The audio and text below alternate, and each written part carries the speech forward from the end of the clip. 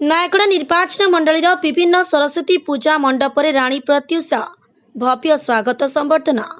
ନୟାଗଡ଼ ନିର୍ବାଚନ କ୍ଷେତ୍ରର ବିଭିନ୍ନ ଜାଗାରେ ମା ସରସ୍ୱତୀ ପୂଜା ମଣ୍ଡପରେ ନୟାଗଡ଼ ରାଣୀ ମାଙ୍କ ଯୋଗଦାନ। ଏହି ଅବସରରେ ରାଣୀ ମାଙ୍କୁ ପୂଜା ମଣ୍ଡପରେ ଭବ୍ୟ ସ୍ୱାଗତ ସମ୍ବର୍ଦ୍ଧନା ଲୋକମାନେ ଦେଉଥିବାର ଦୃଶ୍ୟ ଦେଖିବାକୁ ମିଳିଛି। ଆଜି ଏହି କାର୍ଯ୍ୟକ୍ରମର ପ୍ରଥମେ ରାଣୀ ପ୍ରତ୍ୟୁଷା ନୟାଗଡ଼ ବ୍ଲକର ଘଡ଼ୁଆଳ ପଞ୍ଚାୟତ, ତାପରେ ଓଡ଼ଗାଁ ବ୍ଲକ ରବିଗାଡ଼ିଆ ଗ୍ରାମ ପଞ୍ଚାୟତର କୁରୁମ ବାଙ୍କତରା ଗ୍ରାମରେ ପୂଜା ପାଉଥିବା ବାଗଦେବୀ ସରସ୍ୱତୀଙ୍କ ପୂଜା ମଣ୍ଡପରେ ଯୋଗ ଦେଇଥିଲେ।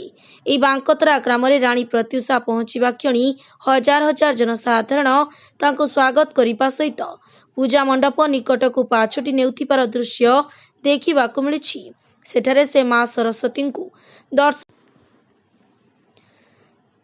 ନୟାଗଡ଼ ଜିଲ୍ଲା ଓଡ଼ଗାଁରୁ ପ୍ରଦୀପ କୁମାର ରାୟଙ୍କ ରିପୋର୍ଟ, ପତିତ ପାବନ ନ୍ୟୁଜ।